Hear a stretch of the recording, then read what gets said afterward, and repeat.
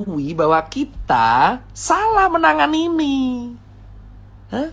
Solusi terbaik, saya sudah bilang, swab test gratis untuk red zone. Lakukan itu, kita punya anggaran. Kenapa kita selalu menyuruh warga di rumah aja, bagi masker di rumah aja, masker adalah solusi. Oke, masker solusi. Tapi kalau tidak diiringi oleh tracing, gimana caranya? Untuk mencegah tracing harus mencegah penularan. Iye, penularannya ada di mana, bosku? Mau sampai kapan kita mengatur 270 juta orang dengan sebuah gerakan? Ayo bagi masker. Ayo bagi masker, jaga jarak. Ayo bagi masker. Lu mau sampai 1 abad gitu terus nyuruh relawan kayak gua gitu. Ayo Tirta suruh ke sana pakai masker, pakai masker, pakai masker, pakai masker, pakai masker, pakai masker, pakai masker, pakai masker, pakai masker, pakai masker, pakai masker, pakai masker. Hah? Ayolah. Please. Men. Lu nuduh gua bacot. Nih, saya bilang kalau saya bilang bacot, men. Saya 7 bulan di lapangan, men. Tahu di lapangan kayak apa, men? Men, saya lihat sendiri, men. Ini rapid menjadi syarat sakti, men. Kalau saya udah rapid, 14 hari saya kemana-mana tetap surat sakti ini berguna. Kenapa? Saya tahu, karena saya sudah mempraktekkan. Saya cek ini 14 hari yang lalu saya kemana-mana. Lalu saya pakai masker, ngurus event, ngurus kemana, ngurus ke sana, ngurus ke sana. Terus saya kesini lagi, aman. Surat ini adalah ayam-ayam doang. Rapid test awalnya 600.000, sekarang menjadi 95.000. Terus kemana duit lainnya?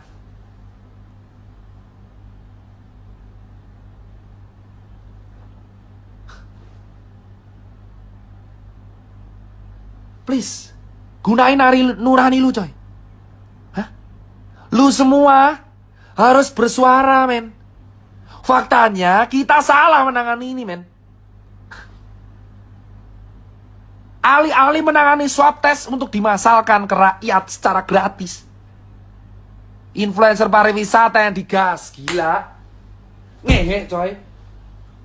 Influencer pariwisata jalan-jalan ke sana kemari, pakai duit rakyat, nginep di hotel terkini, sementara kita sengsara. Lu rela lihat orang pamer lagi selfie di tepi pantai mengatakan Bali keren. Lu foto di Seminyak, lu foto di Kuta. Lu lihat foto di daerah pantai, di daerah Kabupaten Badung yang PAD-nya turun. Dulu rapid 600.000, sekarang 150.000. Kemana lu bersuara? Apa karena lu mendapatkan bayaran yang sesuai dari uang rakyat? Lu berkata bahwa negara ini aman aja. Kita sudah lihat Omnibus Law. Banyak influencer yang dilibatin di Omnibus Law. Banyak influencer dilibatin di Omnibus Law. Kau yang belum baca pasalnya, baca pasalnya. Ngomong langsung pemerintah, sudah. Saya orang Rakjel. Saya sudah bicara ke senior, ayolah swab test digratiskan. Jawabannya adalah tetap edukasi, Mas Tirta. Saya bagi masker dari bulan Maret, April, Mei, Juni, Juli. Seluruh toko Susankar sudah bagi masker tiap hari. Dan kita bagi masker lagi gratis sekarang. Kenapa September kita mengulang kegiatan yang sama dari bulan Maret? Kau bicara influencer, men. Influencer semua dibayar untuk berkata bahwa negara ini baik-baik saja. Negara ini tidak senang baik-baik aja, bos.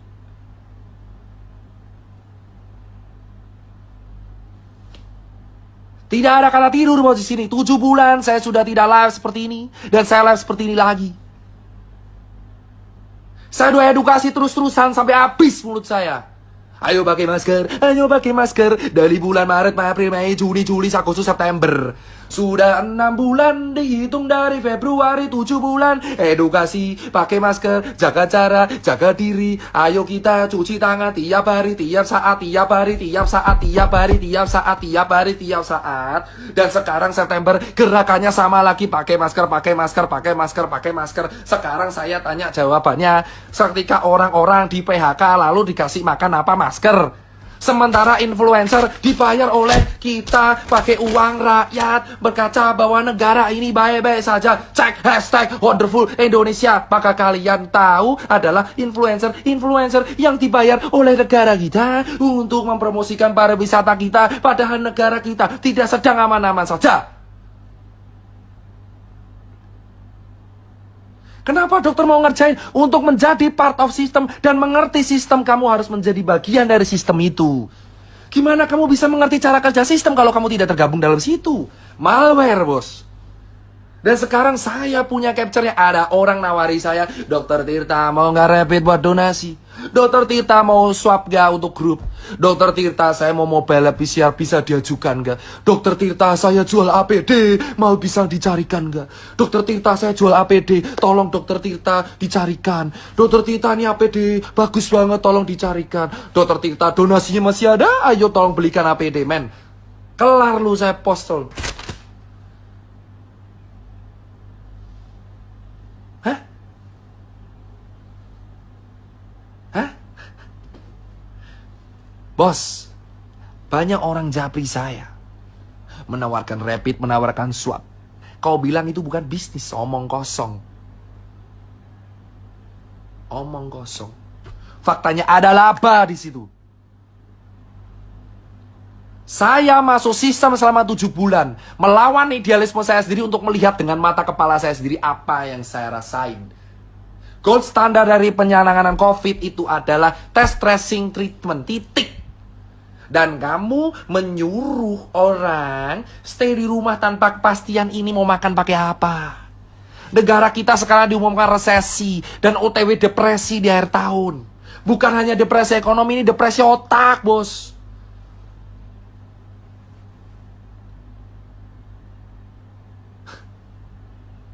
Puas kan? Saya tinggal upload itu semua yang nawarin, kelar semua sudah. HP saya ini menjadi bukti. Sudah saya backup di laptop. Banyak orang menawarkan ke saya jual rapid, jual swab, jual sarung tangan, jual APD, jual N95. Menggunakan harga reseller dengan alasan demand oversupply. Dan kau tanya kenapa warga dokter-dokter banyak yang wafat? Karena APD-nya banyak yang gak standar, bosku, pada waktu itu. Di bulan Maret, April, APD kita gak siap. Vaskes kita tidak siap. Kenapa susah banget mengatakan vaskes kita saat itu gak siap? APD kita impor semua. Swab kita impor semua. Rapid kita saat itu impor semua. Alih-alih mengatakan itu kan ada statement hidrokloroquine obat COVID itu dari mana? Banyak orang mengatakan hidrokloroquine obat COVID. Itu dari mana? Goblok, hidrokloroquine itu adalah sejenis kina obat malaria. Pereda kerusakan pada paru. Vaksin Sinovac itu uji klinisnya baru tahap 3. Katakan pada rakyat, ini baru proses. Belum bisa dijadikan patokan berhasil atau tidak. Hah? Why? Why, man? 7 bulan udah cukup saya di sini, bos. Hah? Setengah jam lagi saya baru sholat subuh. Kenapa? Kenapa selama ini 7 bulan kita hanya begini-begini saja? Terkesan jalan di tempat, COVID naik terus, ekonomi turun terus. Kita tidak sedang baik-baik saja, bos. Saya tidak menyalahkan pemerintah, saya tidak menyalahkan rakyat, saya tidak menyalahkan nakes. Saya hanya bicara kronologis. Saya meminta kalian untuk berpikir dengan akal sehat. Buat kawan-kawan saya yang dokter, saya bergerak dengan kalian. Dari awal saya mengunjungi rumah sakit dan kawan-kawan. Ayo katakan, rapid test standar apa tidak? Katakanlah dengan lantang, rapid test itu standar atau tidak? Gold standarnya itu apa? Apakah layak rapid test digunakan sebagai standar transportasi? Katakan dengan lantang, apa sih hukuman saya? Paling mentok GR saya dicabut atau apa? Saya sudah nothing tulus, teman saya udah gak makan, Pak.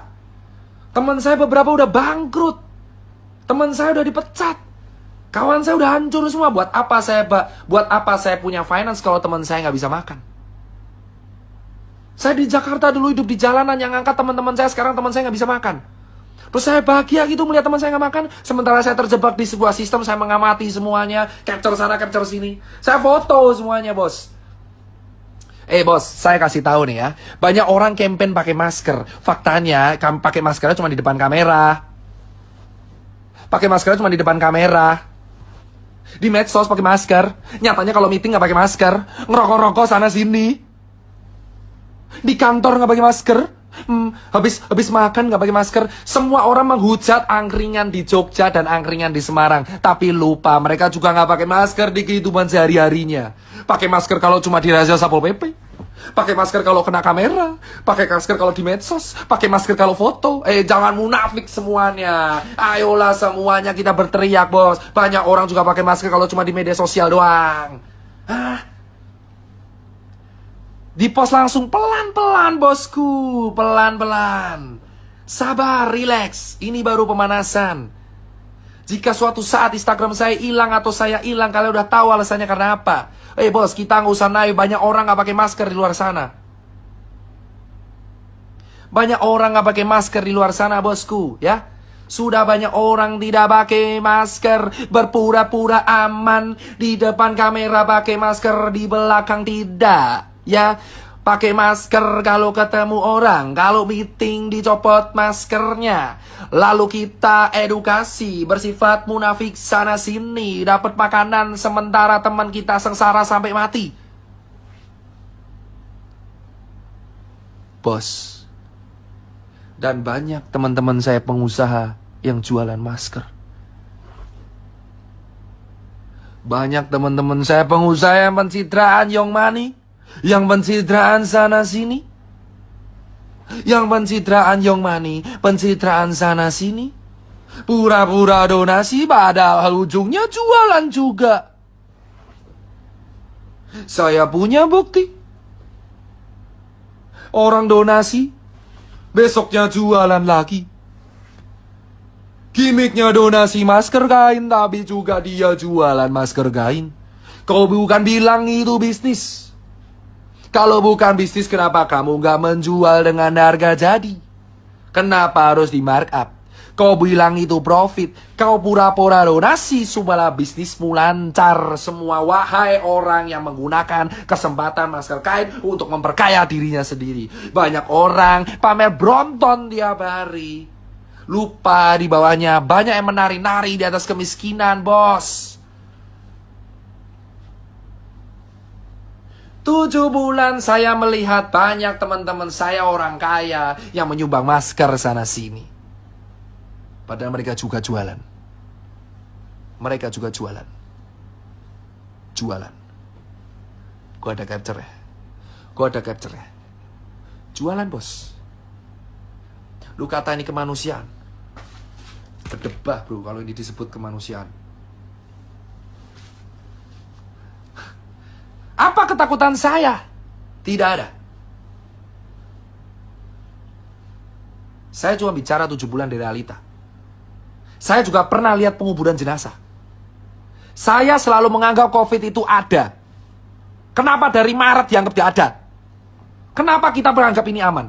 Itu pertanyaan saya. Jika kalian komplain, kenapa kok COVID disebut konspirasi? Kalian sendiri yang mulai. Ingat media. Saya minta semua teman-teman cek media. Di bulan Februari siapa yang mengatakan negara kita dari aman dari COVID?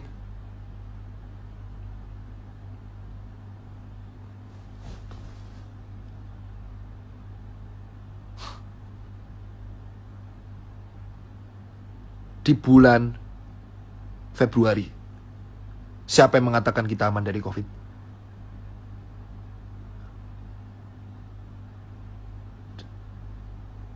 Siapa? Di bulan September semua orang berkata bahwa COVID itu berbahaya. Kenapa nggak dari Februari? Kenapa nggak dari Februari? Hah? Kenapa nggak dari Februari mengatakan bahwa COVID ini berbahaya? Kenapa di bulan Februari semua orang-orang penting mengatakan bahwa COVID tidak akan sampai ke Indonesia? Tapi di bulan September, semua tokoh-tokoh penting mengatakan COVID berbahaya, ayo di rumah aja. Esok tempe, sore dele. Kok kowe mencela-mencele malah nuduh aku tempe?